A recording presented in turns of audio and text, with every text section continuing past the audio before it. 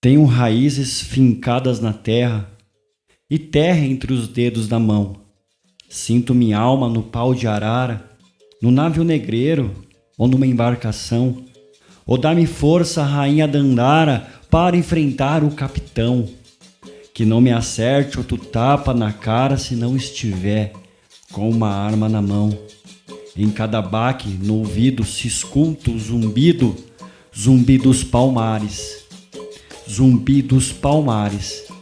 O som dos tambores atravessa comigo, viaja pelos mares. O som dos tambores viaja comigo através dos mares. Fala pessoal, beleza? É assim que começamos a nossa aula e hoje a continuação com o professor Rogério. Essa aula é um bônus para a gente poder ampliar e a oportunidade de ouvir o professor Rogério nos falando um pouco sobre a cultura afro-brasileira. Lembrando que você pode fazer sua pergunta ou nos comentários ou na sala de aula sobre a cultura afro-brasileira. Vai ser uma alegria conversar com você sobre isso, dialogar sobre isso, problematizar essa questão. Então, bora pro professor Rogério? A gente vai conversar um pouquinho a respeito da cultura afro-brasileira, que os escravos eles tiveram aí muita influência na construção, na constituição da nossa cultura, principalmente aí na culinária, na religião, né? Por exemplo, lá no tempo dos escravos, os donos de fazenda, quando eles matavam os porcos, eles pegavam as melhores partes da carne para eles e deixavam para os escravos a orelha, o pé, o rabo, né? E aí os escravos eles pegavam a orelha, o pé, o rabo, essas partes não muito nobres do porco, vamos dizer assim, e cozinhavam no feijão. E isso deu origem a um prato delicioso que muita gente gosta e é apreciado no Brasil todo, que é a feijoada. Então a feijoada é um prato que teve origem ali nos escravos. Outra coisa muito curiosa é a origem da pinga ou da aguardente. Por que ela tem esses dois nomes, a pinga, a aguardente, né? Que hoje muita gente chama de cachaça, né?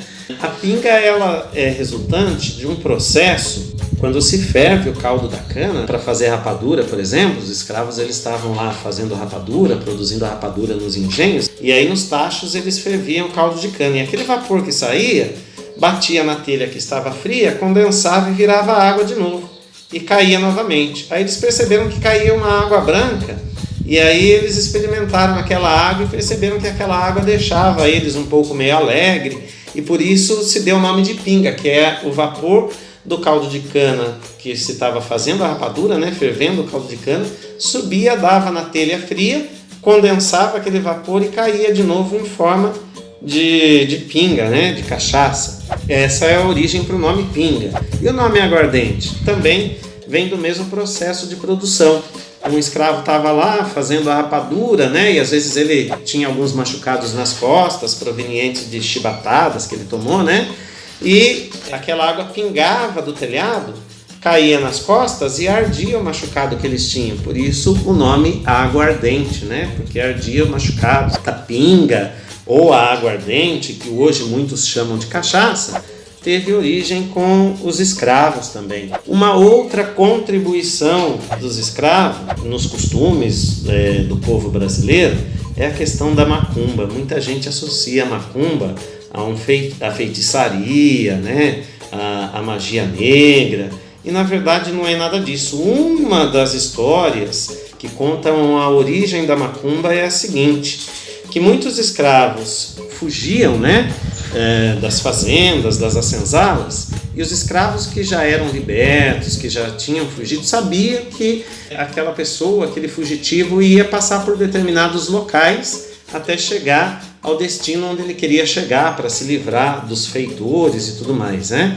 Só que durante esse trajeto, andando pelo mar, ele ia sentir fome, sentir sede, e aí era um combinado entre aqueles que estavam fugindo e aqueles que já eram libertos, que nas encruzilhadas dos caminhos, aqueles que eram libertos iam deixar ali um frango para eles comerem, uma farofa, iam deixar ali uma pinga, uma aguardente, né, para que eles pudessem beber um pouquinho, também colocar a aguardente no machucado para curar os machucados, as feridas, e aquelas comidas, aquelas coisas, elas seriam iluminadas por velas. Então a macumba nada mais é que uma oferta de comida daqueles que já eram libertos para aqueles que estavam fugindo, para que eles pudessem se alimentar e seguir aí viagem até chegar ao destino que eles queriam. Uma outra coisa muito interessante também é a questão do sincretismo religioso, a contribuição nesse sincretismo aí, né?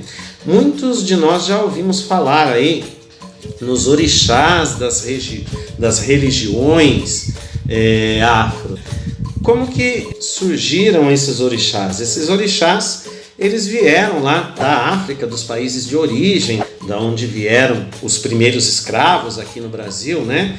Só que quando os escravos vieram para cá, eles foram proibidos de cultuar suas crenças, né? Os seus santos, eles foram proibidos aí de fazer aí qualquer manifestação religiosa que não fosse católica, porque a maioria dos donos de fazendas naquela época eram católicos, né? O catolicismo ele predominava aí no Brasil, né?